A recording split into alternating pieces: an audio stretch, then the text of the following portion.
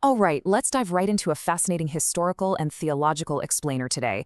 We're going to put on our investigator hats and carefully examine an author's incredibly provocative case about the origins of our modern calendar.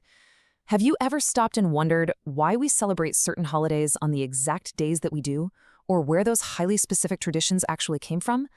Well, this explainer is going to summarize a source that claims to have the answer, and honestly, it is quite the historical detective story. Here's our docket for today. We'll be covering, number 1, the strategy of mixture. Number 2, Exhibit 1, the Sabbath. 3, Exhibit 2, the Passover. 4, Exhibit 3, the Nativity. 5, Exhibit 4, the Memo. And finally, number 6, the final verdict. The source material we're summarizing for this investigation is an incredibly intriguing text by an author named Denzel Kenobi. It's titled, "The Doctrine They Hate, How Edom Taught the World the Way of Balaam." Now, the central thesis here is bold. The author argues that early church leaders, whom the text symbolically refers to as Edom, deliberately mixed biblical traditions with pagan practices. And why would they do that? Well, to usurp the original faith. The core claim is that you really can't argue 2 billion people into a completely new theology. But if you make them practice it year after year, the mixture eventually just feels like the faith itself. Kicking things off with Section 1, the strategy of mixture. To truly grasp the author's argument, we first need to define the charge itself. This relies on ancient concepts of spiritual warfare found right next to each other in the biblical book of Revelation. First up is the doctrine of Balaam. The author pulls this directly from the Old Testament story of a prophet named Balaam. See, Balaam was hired to curse the ancient Israelites, but he physically couldn't do it. A frontal assault on a protected people was basically impossible. So, according to the text, he used a totally different weapon. He seduced them from the inside. He counseled his employers to draw the Israelites into the idol festivals of Moab. They weren't conquered by a sword, you see. They were conquered by mixture. They blended the worship of their God with the festivals of surrounding nations until they effectively cursed themselves.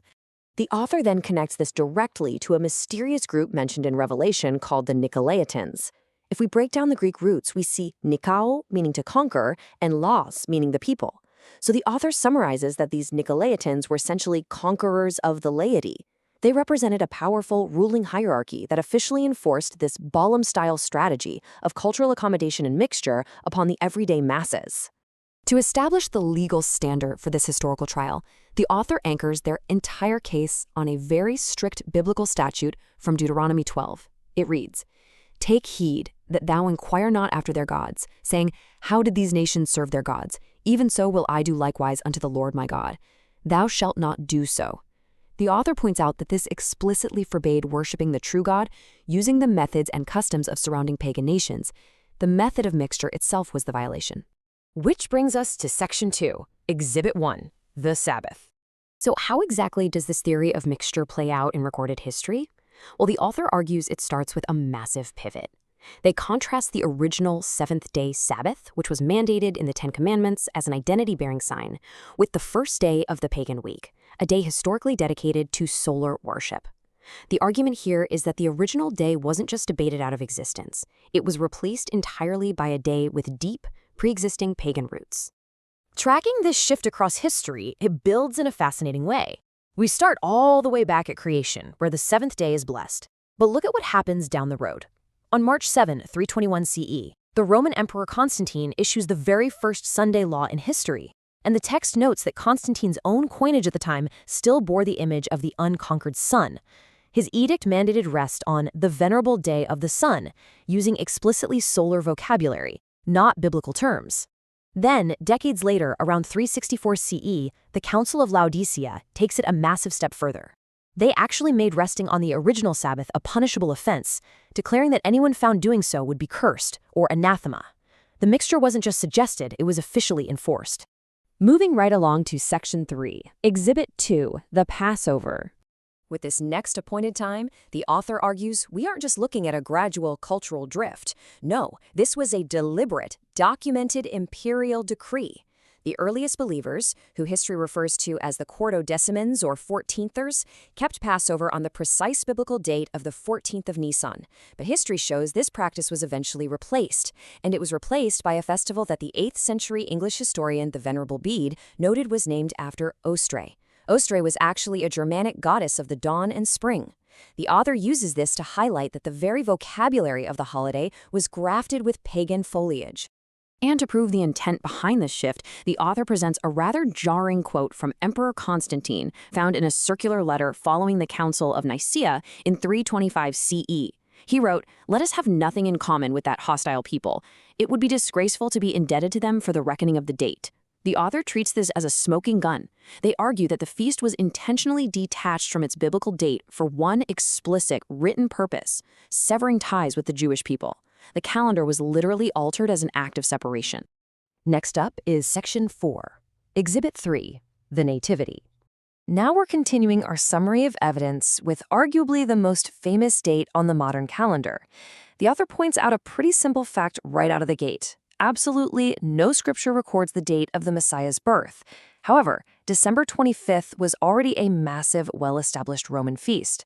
It was called Dies Natalis Solis Invicti, which translates directly to the birthday of the unconquered sun. This was a huge solar festival instituted by the Emperor Aurelian back in 274 CE. The author argues that since the biblical date was unrecorded, it was simply mapped directly onto the biggest pagan party of the year. And you know, it wasn't just the date that was absorbed. The customs came right along with it.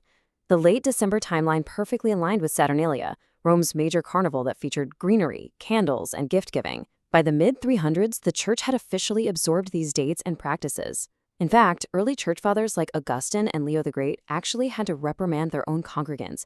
Why? Because people were standing on the church steps, bowing to the rising sun in the east right before walking inside for the Christian service. The author points out that this mirrors almost perfectly a vision of corruption described by the prophet Ezekiel. This leads us to Section 5, Exhibit 4, the Memo. Now, you might be wondering at this point in the explainer, was this all just some massive cultural accident? Well, let's look at an explicit policy memo from the year 601 CE. Pope Gregory I sent specific instructions to missionaries who were evangelizing the English. He told them, "Whatever you do, do not destroy the pagan temples, just convert them." His reasoning was that the people would come more readily to familiar places. Furthermore, he wrote, some solemnity must be exchanged for them. He actually instructed the missionaries to let the locals keep their festive slaughter and feasting, but to simply swap out the demon sacrifices for the feast days of martyrs and saints. The operating logic here was that people climb to a height by steps, not leaps. The author argues this is literally the doctrine of Balaam outlined in an official memo. Keep the temple, keep the feast, just change the label. And finally, we have reached Section 6. The final verdict. Having reviewed all the detailed exhibits concerning the Sabbath, the Passover, the Nativity, and that papal memo from 601 CE, we arrive at the conclusion of this historical trial. What is the final verdict? Well, to be completely impartial here, the author fairly acknowledges the long-standing historical defense for this entire strategy. It's a theological concept known as enculturation.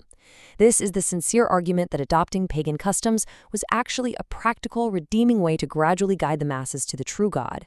It's all about meeting people where they stand, taking those steps, not leaps, and operating under the belief that dates and customs are ultimately indifferent, as long as the worship itself is aimed in the right direction. But after presenting that defense, the author asks a highly pointed question.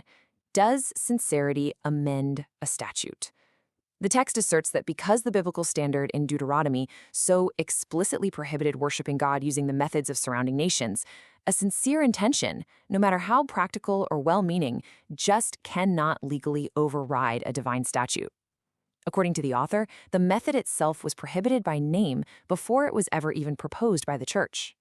And that leads brilliantly to the author's final striking thought. The text concludes that this entire catechism of muscle memory, this deep cultural mixture we've been investigating today, has an expiration date. Drawing on prophetic texts, the author argues that what the doctrine of Balaam mixed together throughout history, an ultimate winnowing process will eventually separate. It's a compelling summary that leaves us with a truly provocative question.